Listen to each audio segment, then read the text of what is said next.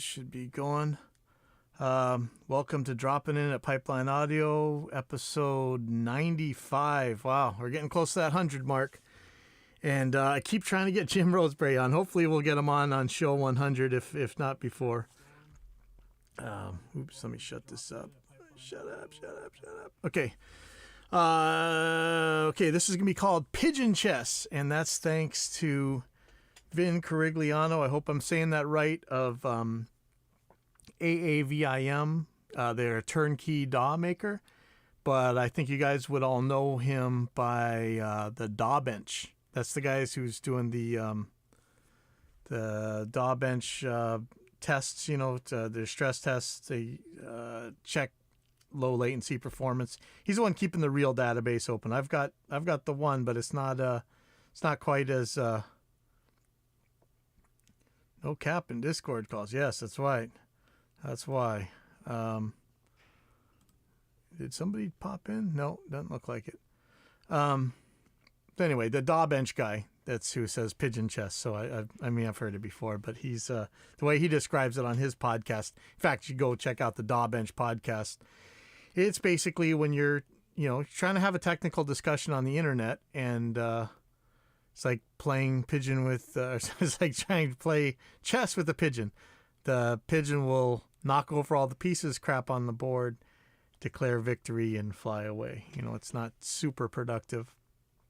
And so if you guys are watching, you see this picture here, it's like a meme, says, doesn't know who Jim Roseberry is, and tries to gaslight me on DAW building. Oh, man. And yet we're talking about, basically Pigeon Chess, like Vin speaks about. So yeah, let me just check this real quick. Sorry guys, this is the nature of a live show. I'll be right back.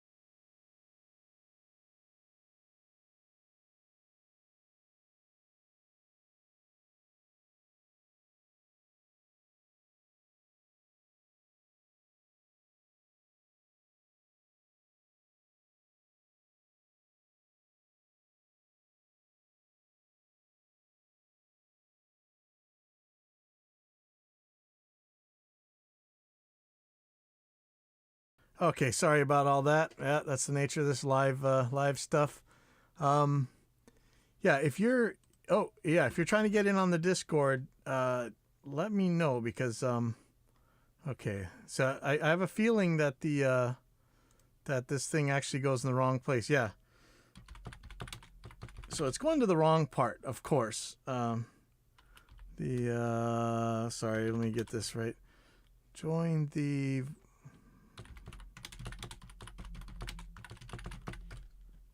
Let's see if this actually works. I haven't done this one before, so if Simon's able to show up, see, when I did the invite, it should have gone straight to that channel, and it doesn't look like it did. So I'm not really sure about how to do this. In fact, that's another thing I wanted to talk about was the Discord. Man, see, how do I invite straight to that channel? That's it's not exactly. Yeah, let's see. Can I? I'm sorry that this is a little bit. No Simon. See, this is. Ah, boy. See, I can invite you to the actual AIX DSP server, but I can't really invite you straight into the Discord. Some people don't like hearing all these gaps and stuff, and of course, maybe you shouldn't. But this is the nature of real time troubleshooting and fighting all the nonsense. Okay, so sorry. I tried to get Jim Roseberry on today, and he had to drive down to Sweetwater, the store, and back to wherever he lives. I figure that's a far drive, and so he's not in the mood to be on here right now. Well, hopefully, Simon, we can get you in the voice and screen channel. How do I create invite? Yeah, see, it just goes to the server, not the channel. That is frustrating. Yeah. Okay. So let me get back to where I was. Let me pull that up. Sorry. Okay. So yeah, Pigeon Chess. I'm trying to set up Discord so that I can do the easier Discord chat and everything, but yeah, it's a little bit tricky if anybody wants to help me out. If somebody wants to buy me vMix, I'd be happy to use it, but man, I'm not paying $700 for that thing. Jesus, that is nuts. So I asked Simon in here because Simon just put up a new video on where is it? It's on YouTube. So Simon Larkin channel on YouTube, and it says Reaper installs deep dive. Thank you for the questions. And he's talking about why he does a portable install on Reaper. And if I can get him in here, he can explain a lot more about that. But that's probably a video for you to watch. I mean, if you're just using a very basic Reaper thing, which most people are, you're probably gonna be fine. But there's a lot there's a lot of things that can happen when you're really pushing these things hard. And this video's got some stuff on that, so you might want to go check that out. So Simon Larkin, and actually just watch every video on his channel, but this particular one is Reaper installs deep dive. Thank you for the questions. Yeah, if I can get you in here, that's cool. If this thing just wants to break, I mean, I'm not going to be super surprised. Let me get back to let me turn off the, how do I turn off? Sorry. Okay. So let me get into the meat of this stuff. Tommy Gibbons got some pickups, allegedly. Let's see. So it says announcement. I have my own signature pickups made by Jank Tone Custom Guitar and Bass Pickups. Details coming soon. So you know what? Let's do a cold call on Tommy Gibbons. How about that? That should be some craziness.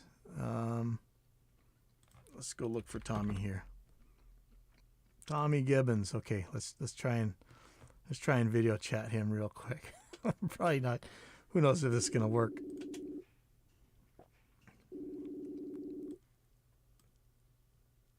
Oh, look at that! It worked. What's up? Hey, Tommy, you are live on the air, man. Awesome. I just saw a thing about your pickups. What's going on with that? Okay, so I don't really have too much detail right now. I can tell you they're going to be for sorry, I'm just waking up from that. Amazing. I can't give too much detail on it right now. I can't say it's for a brand new Bad Boy Custom 7-string, which I'm super excited. All right. Why, do they make guitars in other sizes than 7 strings? That's the only kind of guitar to play, right? Dude, you know it. That's the only guitar to play. So you gotta see, there may be another guitar coming out, and these pickups will be on there. Yep. I do have a brand new guitar coming out, and hopefully I'll have more information before the holidays. Awesome. You know what this means? It's not that I'm going to take the pickups off of one of my 7 strings and put these ones on there. I'll have to buy a new 7 string to justify putting the pickups in it. So let's see. Yeah. Let's see. I think you need to make that happen. Yeah. With Agile dying, you know, it's kind of hard to go and find affordable 7 strings. I've seen some other guitars made by the same factory in Korea that really turns out good guitars. So I think the Harley Benton ones are being done there. They look similar. I really wish the Agile things would go. Dude, Harley Benton's for the prices, honestly, like, I mean, with guitars nowadays, it's so easy now to get like a guitar for a decent price now compared to before. Yeah. Like, I think, you know, you get like an Agile. Yeah. They're not that expensive. They play great. Harley Benton's good. Even Legator is a little more pricey, but they have some even middle range pricing that's really good. Yeah, I've seen the Solars. It seems like everybody. So anything I see coming out of that World Music Factory in Korea, which seems to be most of the better guitars, they're all good. It's just that with the Agiles, you got such a good price on them. So, well, this is hard now, man. Because that if that allegedly the line is still going, but he was trying to sell it a couple of years ago, so hopefully it's going to keep going. I hear that World is also opening or has opened an Indonesian factory, and so far the guitars that have come out of there, they seem okay. But I'm telling you, if you ever watch those videos of World Music where they actually show the Korean factory, those people are fanatics, man. So oh hey, tell your dad hi for me. All right, cool. I'll talk to you later. Yeah. Oh man, we had to ask him about his climb up the charts lately. Okay, that was our cold call to Tommy. Let's see what else we got going here. Okay. Let's see, Simon. Oh yeah, okay, Simon. If you can hear me, there's another channel on here. Sorry. Okay, guys, I've just, see, I don't know Discord well at all either. Let's see, look on the left-hand side. I don't know if you can hear me, Simon. How do I move? Can I move somebody into a channel?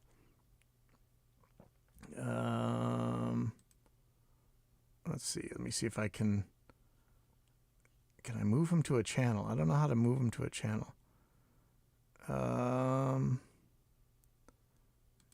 Yeah, let's see. Can I popped out of the player to another window? Can I invite someone?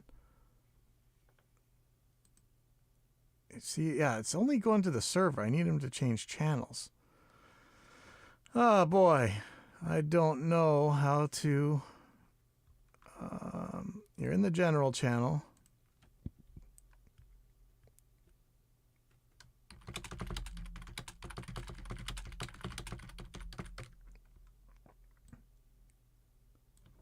Yeah, sorry. I know this is kind of a tricky thing.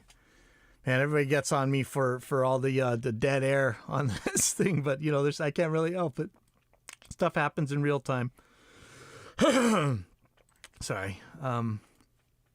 Anyway, so let's go on. If Simon makes it, Simon makes it. If not, we'll go on from here. Okay, so next thing, we got Tommy's pickups. Amplitude 5. Okay. I did a couple initial review videos of Amplitude 5. The first one actually crashed on me. So I did another one today to really get the MIDI checked on and everything. And it seems good. It's a little bit weird. So for 5 years, IK Multimedia has kind of ignored a lot of questions that people had about Amplitude. There's a lot of MIDI problems, and it seemed like, you know, I was getting, if I emailed them or whatever, I was getting answers to some questions, but not all. And yeah, it's like 5 years of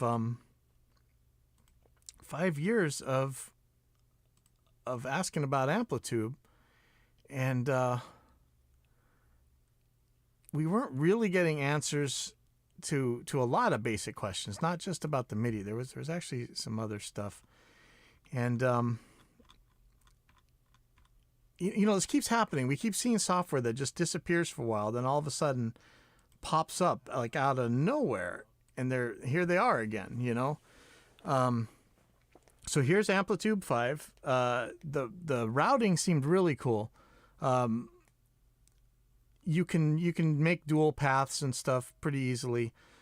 I wasn't really able to put an effect in front of just one amp path, but you could do it kind of on the output, and this would let you. A lot of the complaints people had about stereo stuff, about how things would phase out. Like if you wanted to move your chorus or maybe your pitches. You can now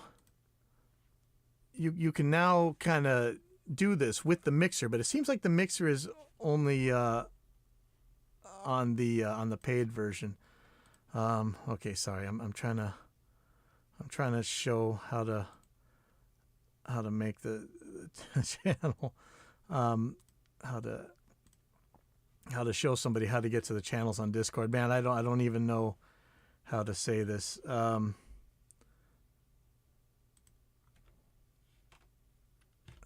boy. Oh, here we go. Let me try this. Let me add a friend.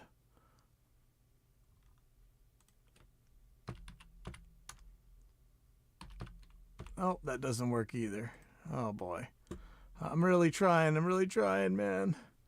I'm still trying to get Simon in here. No.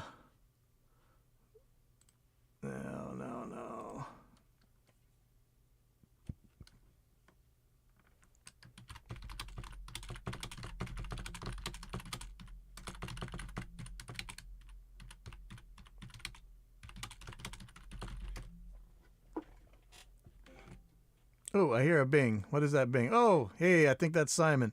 Can you hear me over there? I see a muted mic. Let's see if your mic is going. Okay, I see you, Simon. I don't hear you. And I don't know if you hear me. You might have to edit your mic, your sound settings in Discord.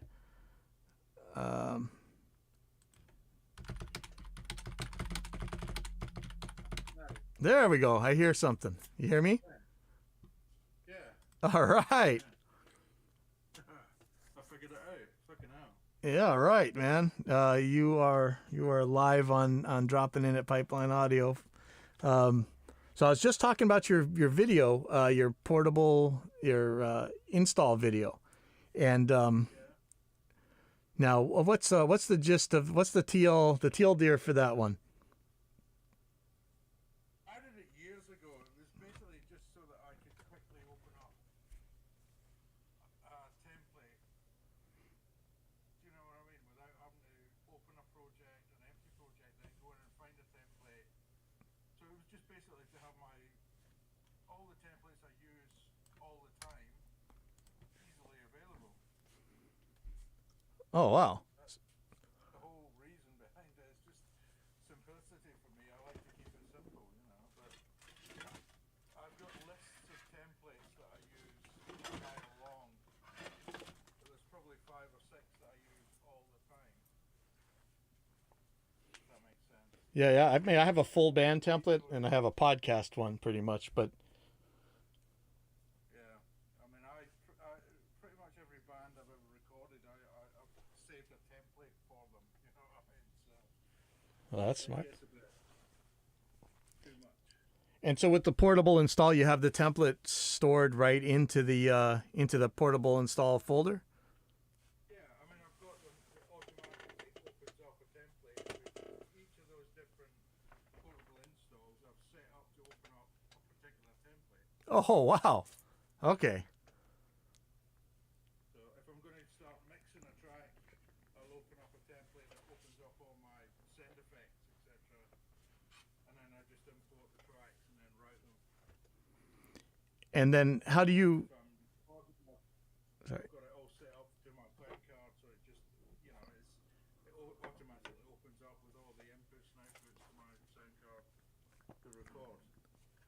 Oh yeah. Okay, so that's a biggie. So if you actually set your hardware different for different things, because some people use like voice meter on Reaper and stuff. As far as I know, the only way you can really switch around that stuff without just constantly killing yourself is to do a bunch of different portable installs. How do you call up the different portable installs? Do you have like different icons with them to pull up on the desktop, or? Now, as I showed on the video, I send send to desktop, the icon, and then I just name them all, and it goes to particular folders for whatever the portable install is. So I can have 5 or 6 different Reaper icons on my screen, all with their own name as to what they actually do. So, it'll be a mix template, or it'll be a recording template, or it'll be whatever, and I just open up whatever one I need. Yeah, that is a great idea. But what I also have,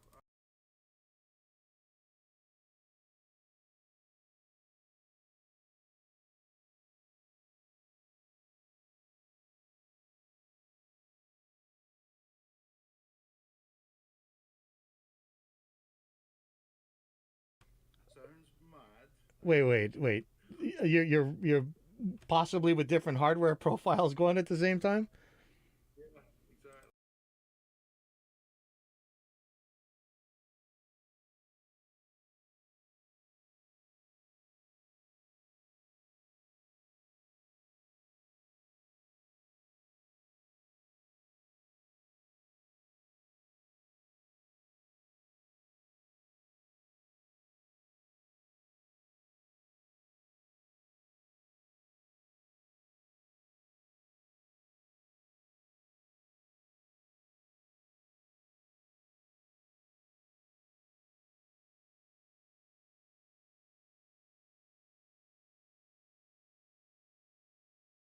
Yeah. Okay. So this is almost half of the show, probably more than half of the shows of this show have mentioned routing of one sort of another, specifically to get from Reaper to OBS or to other apps, Skype or whatever. And it's just that's just such a nightmare that is a constant subject of this particular show. In fact, and I don't know if you've ever seen my routing pictures and stuff, but it's just a nightmare. So that's pretty cool that you do it that way. That's pretty smart. I just use reroute to get into OBS now for that part of it, but actually for instance, for my mic getting to you, that's going through a loop back on one of my RME things, and then for your audio to get back into me and to Reaper, so that I can record your talking. That's actually coming from a loop back on RME as well. And at home, I do the same thing with ASIO Link Pro, but I should try sending to different versions of Reaper. That's kind of crazy. Yeah. I mean, I've given up trying to route into OBS. It's so flaky that sometimes it works, sometimes it doesn't. Yeah, And that's I just want it to be reliable. So I've got a version of Reaper that runs in the background. It just records the audio. And then if OBS catches it, it catches it. If it doesn't, I'll sync it up and get by it. oh, that is cool. Let me see if I'll pop this up on the screen. So if anybody's watching, this is probably a familiar one if you watch a lot of episodes of this. My my crazy room routing. Let's see if this actually shows up.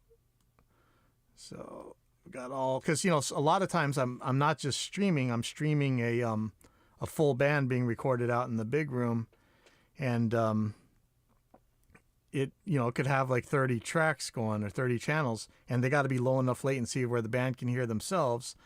So like plus you got input monitoring effects and everything else. So it's a nightmare. I got a bunch of loopbacks going. That's people say to just record onto another computer, but that that brings up its whole own can of worms there as well.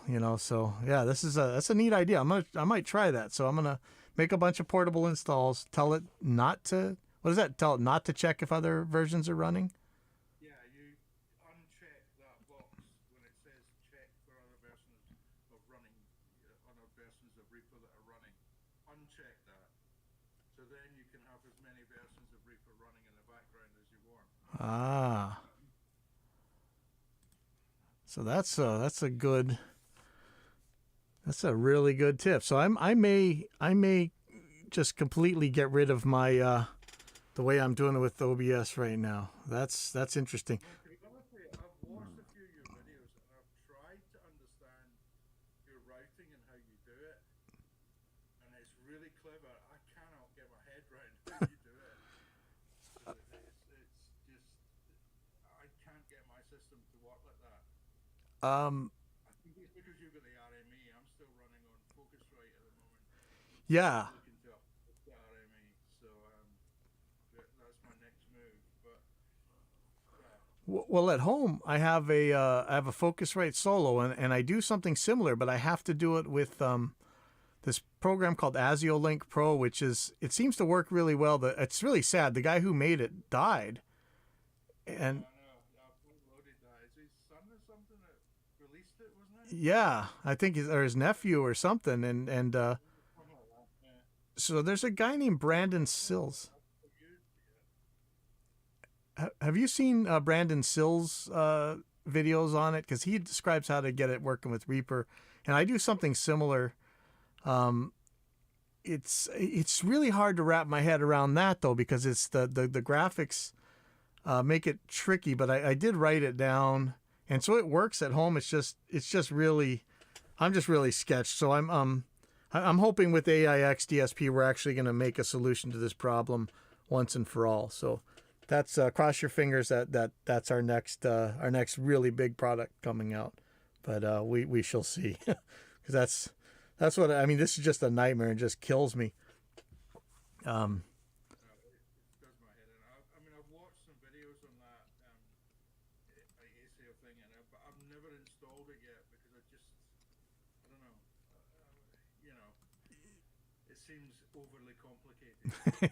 Well, it kind of is. I've seen people, the way Brandon describes it, he just looks, this is just I'll go from the top, then I go to the next thing, then I go to the next thing, then I go to the next thing. He makes it sound real simple. And when I followed along, I was able to get my home setup going, but I'm not sure how robust it is and everything else. So I don't run it here on this system. On this system, I've given up 4 channels, man, which sucks. I've given up 4 channels for loopback. But that at least is rock solid. But man, it sucks to give up. Luckily I only need 20, maybe sometimes not even 20 channels out there. So I kind of do have an extra 8. So fine, but man, it sucks. I don't want to give up those channels. And let's see. So the other thing we're just talking about was Amplitude 5. Have you checked it out yet? I used Amplitude 4, but no, I haven't checked out 5 because I run the Slate stuff. So I'm really happy with that. What's it called? The THU. Yeah. The comes with Slate. That is fantastic. Plus, it's zero latency. I can use it on input effects. Yeah, so that was one of the things we're talking about on Amplitude. It still has the if you look on the samples thing on Reaper, like how much what the PDC is, it's still showing 7. And we talked to IK Multimedia, and I think they're saying is that they're just being honest, which kind of makes sense, because I've actually done some little blip tests on different things, and it does look like things are taking a certain amount. But the problem with Amplitude reporting that PDC right there is that PDC has consequences in Reaper, and a lot of times it actually has a consequence in stability, which is why when I'm doing all this streaming stuff with the bands, I'm only using zero latency stuff, and all of our plugins are available in zero latency mode because of that. I want the stability. So let's see So one of the things about Amplitude 4 was that, for 5 years, 10 years it's been out, whatever, we've always asked, why isn't the MIDI working, especially on the VST3 version. And I just tested it out. Again, the VST3 version, the MIDI just doesn't work. I couldn't get it to work at all. And I would love to see just a big fat warning sign when you go to the MIDI stuff that just says, hey, VST3 version, MIDI's not going to work, period. That would make life a lot easier for everybody. But when I put the VST2 version in, not only did the MIDI work pretty well, it doesn't have the toggle thing like Bias Effects does. It doesn't toggle things on and off. You have a value for bypass and you have a value for enabled. So you don't get in these weird logic situations where you might have set your pedals a certain way and then you switch to another one and then you come back and the things are all messed up. So auto engage, as far as I can tell, you still don't have auto engage on the newest Amplitude 5, but our AIX DSP auto engage actually gets that to work. So, who just joined in? So we got John, somebody. You hearing us, John? Yeah, we'll see. Anyway, we do have an auto engage thing that'll make your auto engage work for your wahs and whammies. I think that the software you're using, that THU or THX or whatever, the overloud stuff, I think he has actually a auto engage on the wah, right? If you can turn it on so that if you move a pedal, it turns the wah on as well. You're turning into territory. I'm a bass player. I think there's other stuff you could do with that, though. I mean, there's I just like to re-out for other guys. Oh, okay. I hear you. No, but I mean, I get what you're saying. But I just don't dive that deep into that. Well, the new routing is really close. It's much more in line with something like the Overloud products now. So it's but the big deal was everybody's asking, does it have an impulse response loader? And in the custom shop version, if you click it looks like they have one. So you click it and then it takes you to the custom shop so you can buy stuff, of course. Oh, and let me tell you, it says a 2.6 gigabyte download for this thing, which is insane in so many ways. But it takes you to the item mall and then it has nothing there to buy, which was absolutely bizarre and bonkers. But I'm told by people who bought the full version of Amplitude 5 that it does have an impulse loader and there's a mixer too. So a lot of the routing problems you had before, the mixer should fix it. But again, the mixer isn't available in the custom shop version as far as I can tell. But otherwise, it looks pretty good. The first test I tried to do actually crashed and took out Reaper, which is a feat, man. You got to be proud of yourself if you can crash Reaper with that kind of plugin, and it did. So the second test, the second review we did actually stayed put, and I like the that fact that it's actual bypass and enable instead of toggle. So that's great.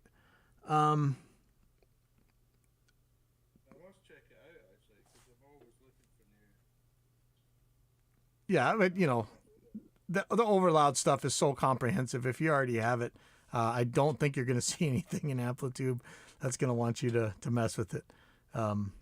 Maybe. I did look at it, but we'll have an Amplitude 4 and then with the Overloud stuff, and then I didn't see much that I wanted to kind of go there with. So yeah, I mean, don't kill yourself on that. I always loved their chorus was really cool to me, but that's about. I really like the Overloud stuff. I mean, it's really, and especially now with the amp profilers and stuff like that, where I guess they're not letting you do your own, but they will send you the profiling things like the Kemper does and stuff. Like, it was only a matter of time before all the software did that, and so it's kind of cool to see Overloud doing that already.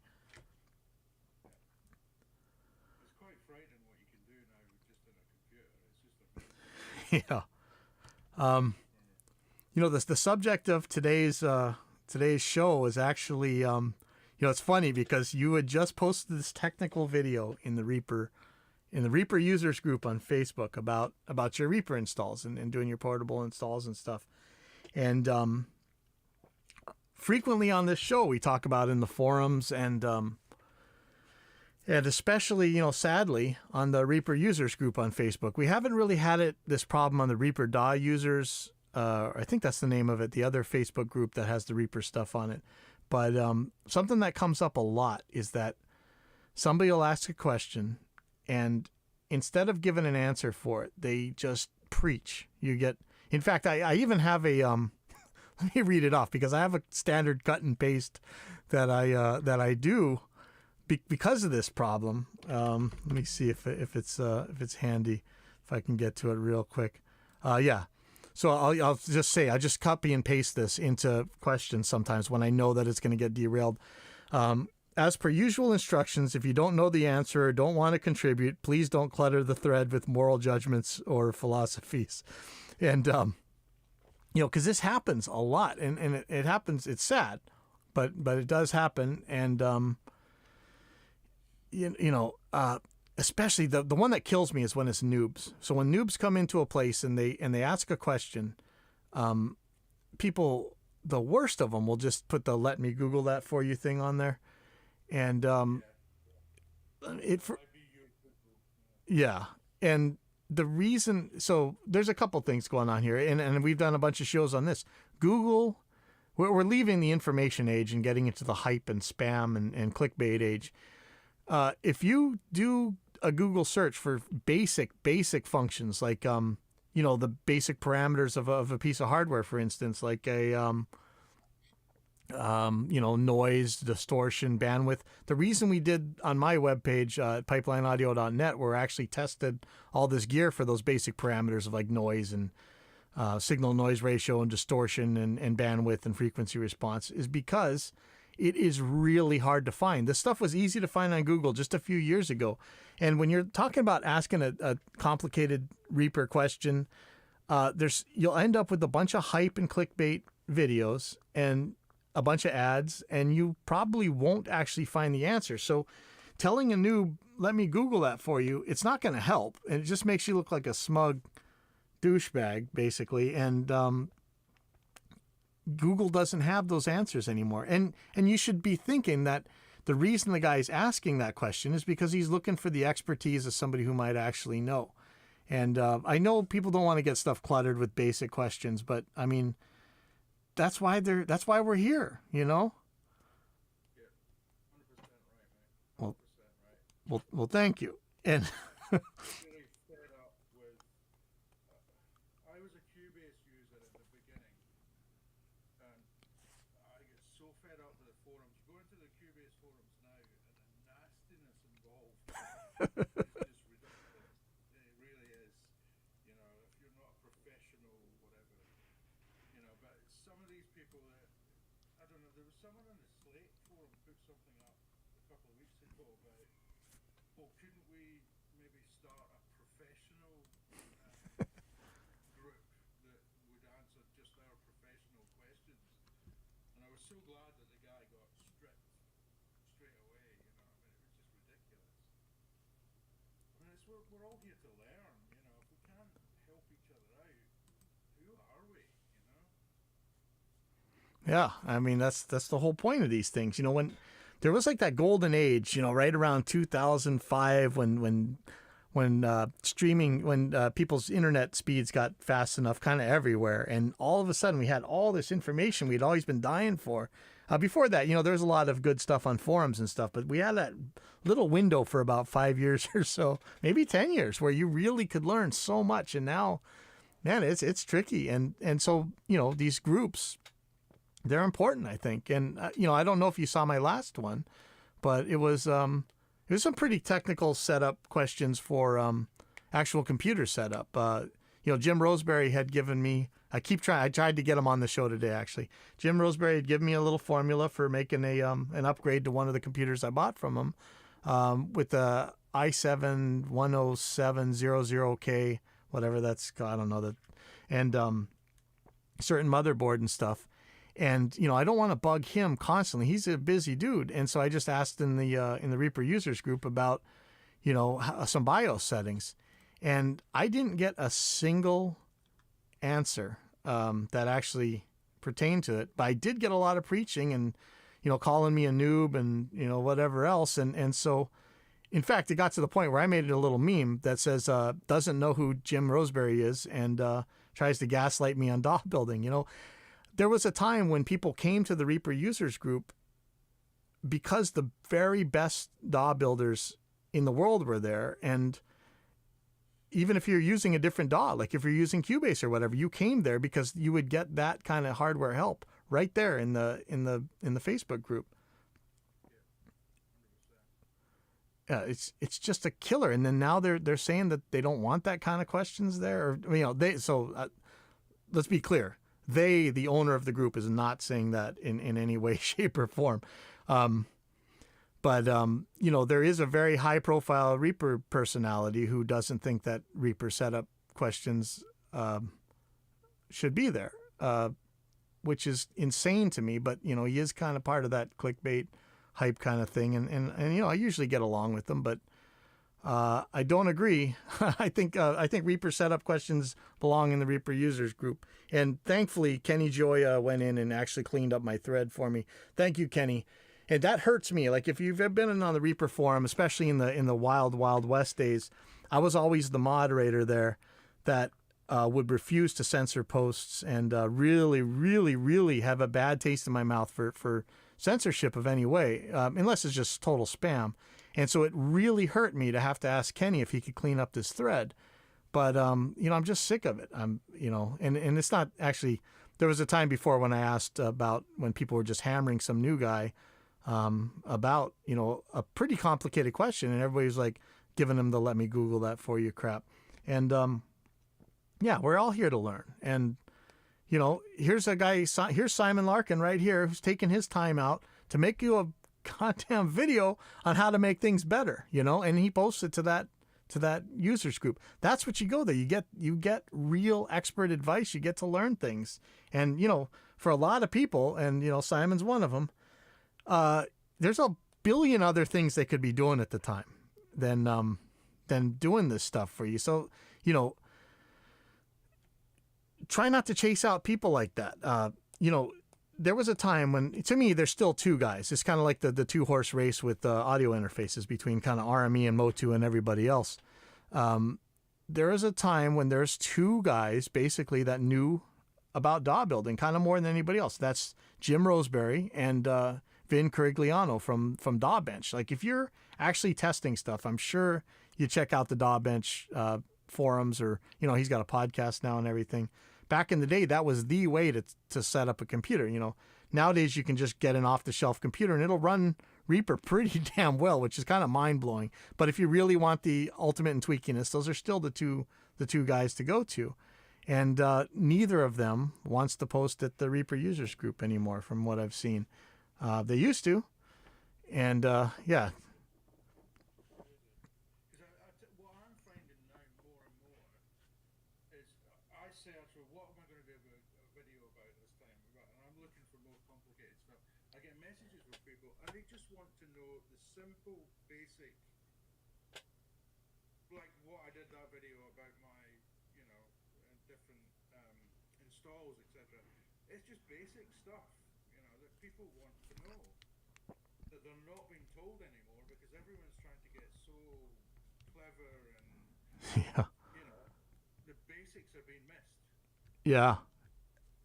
I mean, it's gotten so bad that, so I had a guitar where I needed to change some shims on a Floyd Rose. I was trying to figure out how tall are the different saddles on Floyd Rose bridges. And, you know, this was everywhere on guitar tech websites and Lutherie websites back in the day, just maybe 10 years ago. I couldn't find it on Google to save my life, to the point where I called Floyd Rose up and asked them about, you know, measurements and stuff, and they gave it to me. So I stuck it on my website. And then I come to find out that I'm getting all these weird hits on my website, and it's because somebody, I guess at Floyd Rose or whatever, is directing them there, because this information just isn't out there anymore. And it's bizarre. You know, it could be the basics, you know, and it just, you just can't get it. You know, it's nightmares. And we have all these like multi-level marketing, mega church looking preacher type dudes that are doing all the recording videos. I mean, it's not just audio, but any place. It's all this like really hype based clickbait self-help coach, kind of like the really inspirational speaker kind of looking videos. And it's an 8-minute video because of the YouTube algorithm. And the whole thing could have been talked about in 20 seconds. It's just like one setting or whatever. But man, they got to do all the hype. They got to do all the clickbait and stuff. And seeing that kind of take over the Reaper thing, it's killing me. I mean, this is my baby, like half the time I actually want to ask these guys, do you know who the guy is you're trying to gaslight out of the Reaper users group right now? I mean, it's gotten crazy. You'll never see Justin in there, Yeah. But we still got some guys around still. Scott Veenstra's still in there, you're in there. There are still, they lurk. You'll see guys that some of the guys still pop in and lurk. And we've got a lot of really cool new people in here too. But please don't chase out the guys who actually know the stuff. And I'll tell you, for you doubters out there, I'm telling you, when it came to the absolute tweakiest bits about setting up a computer for recording, this was the place to be. The Reaper users forum, the official Reaper forum is still great about that. We just had a matching thread on this, and actually went really well. But man, it's so frustrating to me. I was upset. I was like, am I going to ask Kenny to actually censor something here? I don't want to do that. So maybe this, Simon.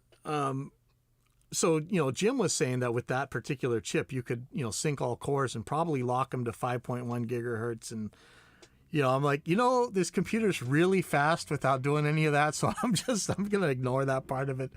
But, one of the big deals, especially for laptops back in the day, and the reason we couldn't get laptops to record all that well until pretty recently, for the most part, I mean, there always were those standouts and stuff, but was the speed stepping and the C states on the Intel processors. Some of the laptop, some of the motherboard, some of the mobile Intel CPUs wouldn't let you turn that stuff off.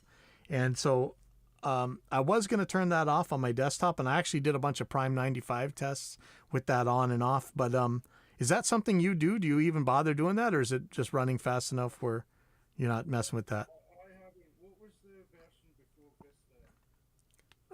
So there was XP and there was Windows 7. The last time I did any optimization was Windows XP. I had a computer built for me, how long ago is it now? 7 years ago, that I'm still using in the studio now, and it has never missed a beat. No. Never had to do a thing to it, and what can I say? It's a quad-core, no, it was an 8-core Intel chip. I don't even know what's in it anymore, and I just haven't felt the need to do anything because I upgraded the RAM. That's it, I just haven't felt the need to do that since XP. Wow. No need to mess with it. It's funny because if you went and looked at the original few Reaper test computers when we were first making this damn thing with on my end, I had an AMD Opteron, and this was pretty much RME's recommended build. It wasn't the RME reference DAW because they had stopped doing this by them, but it was a I know that actually Vin and Jim had both been saying this. So at the time, it was an AMD Opteron. I think it was Windows 10 or no, Windows XP. What is it? Windows 2000 something. It was something where you could use dual processors, and maybe it was. I think it was about 2005, 2006. And we had thing was so tweaked out. Like I had to get everybody's help to tweak this thing. And this is the computer I took down to Cherokee to run in with me and Justin were together on for the first time, actually in the same room for once. And man, it was so tweaky to get this thing working, but it did. It flew. And then shortly after, the core Intels came out, so the Core 2 Duo, and then the Core 2 Quad came out, the Q6600 or whatever. And ever since then, I mean, we had to like subgroup and sub-render and do all these like balances and stuff to back in the day to make these things work. But by the time the Core 2 Quads came out, the computers were just so powerful. I didn't know what to do with them. And until the plugin people came and just started making ridiculously munchy ass plugins, I really didn't need any sort of upgrade. And it wasn't until recently, I've been running the same Jim Roseberry computer since 2014, and it's been fine. And then I got a laptop to work on at home, and I'm telling you, this thing is so much faster. As much as everybody hates laptops for recording or whatever, I could work on mixes at home that I couldn't open in the studio, and so that's what made me do an upgrade. But I mean, still, yeah, I'm just being spoiled because any piece of crap off the shelf computer right now is going to be so many billion times more powerful than the stuff we had back in the day to do most of the albums I ever done in my life. It's just mind blowing what you get now. And so I'm moving this computer's guts into the big room so that the kids can use that out in the drum room when they're recording themselves. But the one that was in there was an i7 920, and that was running fine since all this time. But it's just a little bit faster. But we're so spoiled now. It's ridiculous, man. Well, it's interesting for me to hear from you what you were working on back, because I was trying to run Reaper up. It was until version 3 came out. That's when I finally switched totally, because it became stable enough. I had problems with certain plugins would crash it. Oh yeah. But that might well have been my system, because I was always trying to tweak the system. Yep. Up until version 3 came out, and then it was stable enough. That's when I made the full switch from Cubase over. Yeah, for me, I just expected things to crash. I'd had such a bad time, even with I got exactly what RME said for the old 9652s and stuff. Back in the day with the P4, I think it was the first P4s or whatever. And that was still running Vegas back then. There's a lot of people who note the similarities, because especially in early versions of Reaper and Vegas, it's because, that was really our favorite DAW, but keeping it working you expected it to crash. So when Reaper crashed even half as much as Vegas, you're perfectly happy. So you're constantly just breaking stuff, But who's that? Oh, that's one of our drum teachers. Okay, so that's good. But yeah, that was my system. Was at first it was Vegas running on the P3s and the P2s, and then when we got our first 9652s from RME, that was the P4, and actually just built straight up the reference RME reference PC that they spelled out on their website back then. And then that was the one that Reaper was first being tested on. And then we moved to the Opterons to really get some work done. And then it was on to the Core 2 Duos, and then the i7s, But it's never been so gear agnostic as it is now. You just fire up the computer and run it. I was just going off for the last little tweaky bits, because when you're streaming and you got a full band going, and it's got to be low latency and stuff, there is a little bit more demand. But I'm just being spoiled here. I can run anything on this computer without tweaking anything right now, which is pretty awesome. I mean, it used to be I would always be trying to tweak the computer. Now, if I don't have to think about the computer's doing good. You know what I mean? Yeah. And that's really where you want to get software to. I want, when people use software, I don't want them to be thinking about the software. I want them to think what sound they got in their head, and how in the world are they going to get that out to the speakers, and that, trying to make Reaper as much like that as we could, Yeah. And that's what I always loved. Cubase was always such a huge install. And when I was first getting into Reaper, the lightness of it was just amazing, because I could see how much better the computer ran, even back in those days with XP and whatnot. Even without tweaking it, Reaper was always easier on the computer than Cubase ever would be. Yeah, I think maybe it does less of some stuff, but the internals, the routing was the big deal with it, and Justin always said that doesn't take that much code to do. You just got to open it up to do it, you know? Exactly. Yeah. So, yeah. But I mean, I think half the problem with things like Cubase and whatnot is half the code is copyright protection, isn't it? You know. Oh, man. So, Don't get me going on that. yeah, you know, one of the things that kills me is, you know, this used to happen with a lot of companies. The worst one nowadays, a lot of them have fixed this. Actually, Justin actually went and helped them with different ways. But one of the prime offenders, man, is bias. As much as I love the positive grid sound, I did a couple of videos where you start with an empty Reaper project. And for those who don't know, the Reaper project file is actually human readable. There was a joke where me and Justin and Christoph were like, and I think Robo as well. We were making mixes, but you weren't allowed to actually weren't allowed to look inside Reaper. You had to just edit the Reaper project file and turn up and down things from in there and try and make an okay mix without actually turning knobs. You're just typing in the Reaper project file and then applying it to Reaper and then listening to it. But you actually can human readable. It really is human readable. Now, the VSTs, when you add them, will add a lot of stuff into your project, but it's still going to be pretty small as long as it's a well-written stuff. Back in the day, if your Reaper project file got about bigger than about a meg, you started maybe getting a little bit sticky. It's not so bad anymore, but bias. So I would add an instance of bias effects, and it would go from 1K or 2K, whatever the smallest file size could be. And it would get into the megs just by adding a couple instances of it. And when you looked at it, it was just pure hash.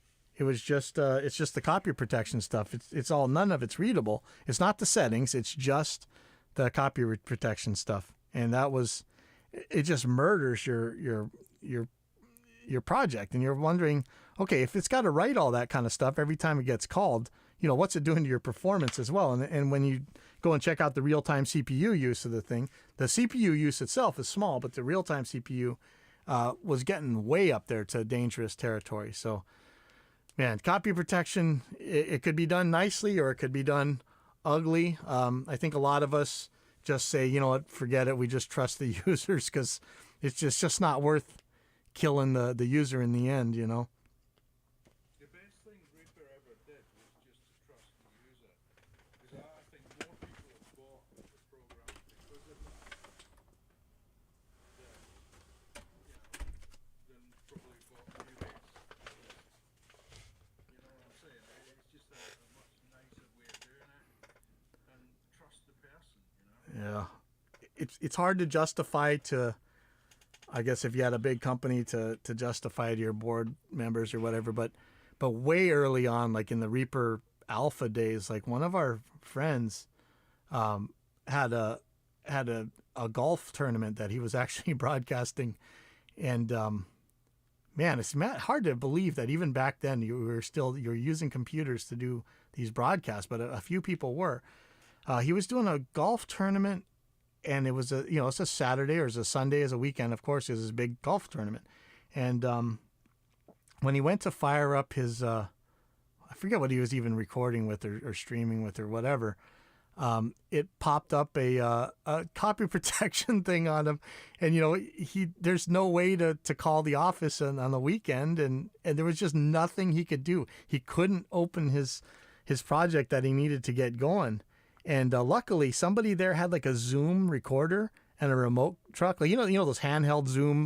They got the two mics on them and stuff, and so he ended up using that, and that saved his ass. But man, we were like, yeah, this is something you never want to happen to a customer just out there having to use it in the real world. Like this is nightmare stuff, man. And so that's kind of how I think that had a big part of that.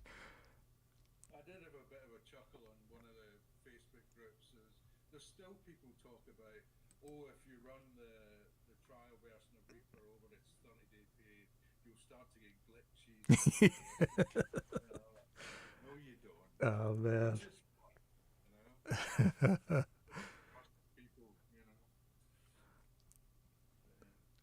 One of the things that comes up at the forums every once in a while, I'm sure there's a thread up right now, is that Well, you can't really use it because it's so cheap. You know, it's probably junk if it's that cheap, or just because it's that cheap, your customers are going to think you suck, or you know, it's like, you know, right from the beginning, I always said, you know, are your customers more worried about the colors on your computer, or the logos that are on your computer, than the sound coming out of your speakers? If so, you know, there's a bigger problem you got to deal with than what logos you're seeing and stuff, you know. You know what my customers are more impressed with? Is how quickly I get round the program That's and get done for them. That's what impresses them. Not what program I'm using. yeah. I've got Harrison Mixbus, I've got Pro Tools. The last buyout version of Pro Tools was 12.4. I've got all those on my computer just in case I need them. And Pro Tools is there purely to pull the audio out if I get sent a Pro Tools session. But you know, it's all about how quickly you can get things done. Yeah. That's right. You know. That was a big part of it, and like yeah, it's, you know, ergonomics, you know, I know, but you know, different people work different ways, and thankfully, you know, there's ways to change things around. And you know, I always reference this thread from Gearsluts, going back to the trouble on the Reaper users group. There was a guy who asked about, you know, how do the pros use drum samples, and instead of giving him an answer, there was 4 or 5 pages of just preaching at him how not to use drum samples, which, you know, I'm fine with people that have their opinions like that, but this was such a good answer, and this is very rare for Gearsluts when you actually do get a good answer. But he says, someone asked a technical question. There's actual factual answers to this question, and someone replies with, "Oh, you shouldn't do that, it sucks, etc." That's an opinion that answers a different question, but it's off topic here. If the OP wanted your opinion on taste, they'd ask for it. Thus far, they haven't. Don't mistake your taste for others. There's no right thing to like. The whole no more Sgt. Pepper argument is tired and weak, and nothing to do with this thread either. And that's kind of the same thing that's always happening over there. That really wanted to clear up, you know. Technical question, there's probably a technical answer, you know. I haven't been on Gearsluts for years. Oh man, it's the same. I get angry. Yeah, it's the same as it always was, you know. Very short on the measurements and evidence-based anything, and very long on the marketing spiel. And I'm better than you. Yeah. You know, that's the other thing that happens every once in a while. You know, there used to be those gurus that were all over the internet. They're super big names and stuff. And then every once in a while, somebody would dare to ask, "Hey, man, thank you for all your help. Where can I want to buy a record, you know, that you did to support you, or, you know, where can I hear, you know, I just want to hear what you're doing, you know, because you're really, you know, whatever, you always got an opinion." And there was one where somebody asked that about Fletcher. And, you know, I don't know if, you know, you probably remember Fletcher from back in the day if you're in Gearsluts, and even before Gearsluts, right? Fletcher was like the opinion out there. He owned Mercenary Audio, I think. He was the guy who did the spear through the Mackie mixer and the ADAT as his NAM display, which was awesome. But, you know, he judged everybody, constantly got opinions and stuff. So if somebody asked, "Hey, where can I hear a record that Fletcher made?" And there was like 20 pages on Gearsluts about why he shouldn't ask that question and this and that. And, you know, finally somebody posted something, and man, I'm telling you, it wasn't worthy of the beatdown that he'd been giving people. And I loved reading Fletcher stuff. I think he's hilarious, but you know, it's true. Where's the proof is in the pudding? You know, there's nothing wrong with asking, where does this, I mean, it's not an appeal to authority. It's a relevant authority. There's nothing wrong with asking this question. And, man, he got fried for it. And then the other day at our Reaper users group, some guy asked, "Hey, what big albums are being done in Reaper?" You know, and it's a perfectly fair question. And yeah, the guy got nailed. I'm like, hey, He asked a perfectly good question. Let him ask his question. There are some answers. There's even bigger video games that have been done, which is that's kind of the crazy thing, man. Is that even early on, Reaper was right there in the game audio thing, which was nuts, but makes perfect sense. But there's nothing wrong with that question to me. No, I mean my daughter right now is at college studying, game animation, etc., etc., and it's Reaper that they use. Oh wow. Even at that stage for the sound, etc. And she's coming to me saying, "Dad, can you show me how to do this Reaper thing that you use all the time?" Oh wow. And that's what they're teaching them at the colleges here in Sweden. Oh, that's cool. Yeah. So it's really cool. But I mean, the one thing I always say is I'm no expert. I know what I know, and I'm perfectly willing to share what I know, and hopefully it'll help someone out. But there's always going to be somebody that knows more than me. And if you can't admit that, then I don't know, what kind of person are you? I mean, that's why, that's just the beauty of these groups when they work correctly, is it's that collective knowledge base, So yeah. The day you stop learning is the day you die. Yeah, pretty much. You always try and be the dumbest person in the room, and for some people that's easier than others, but that's how you learn, Scottish, I got away with it quite a lot, really. Oh man. So wait, you're Scottish and living in Sweden? Yeah. Oh wow. How did that work? What can I say? That's how it usually happens. Yeah. But no, I mean, I was in London for many, many years. I was a studio musician, session musician in London for a long time. Oh wow. And Yeah. so you got like a recording setup over there in Sweden, or you just mostly do mixing, or how's your? Yeah, no, I've got my own studio, so I've got an old barn that I converted. Oh wow. So it's I've got a nice little live room and nothing fancy, but it does. I've done a few albums out there. Oh, that's cool. It's all good. I spent so many years in studios. From I moved to London when I was 19, 20, something like that. Got into bands. We supported Faith No More, Guns N' Roses. Oh wow. Mainly at the Marquee. And then I got into doing studios, session stuff and whatnot. So I just spent most of my life in the studio. I just wish I'd learned more when I was all those years in those studios when I was young. That I actually paid attention instead of just playing. Yeah, that's what I always say. But when you're doing it, you don't really think that's an option. Like I always around all these guys, I'm always trying to learn C++ so I can just code my own stuff instead of constantly having to work with other programmers and taking up their time on small things. I could at least do the little parts, but it just doesn't take. And I'm like, man, 20 years ago I should have learned this. 30 years ago I should have learned this. Like, you just don't. It just doesn't take for some reason on me. I mean, the thing is, back then it was time is money, so you went in, played your bass part, and out again. Oh yeah. As possible. So it was, I got a lot of work because I was quick, Ah.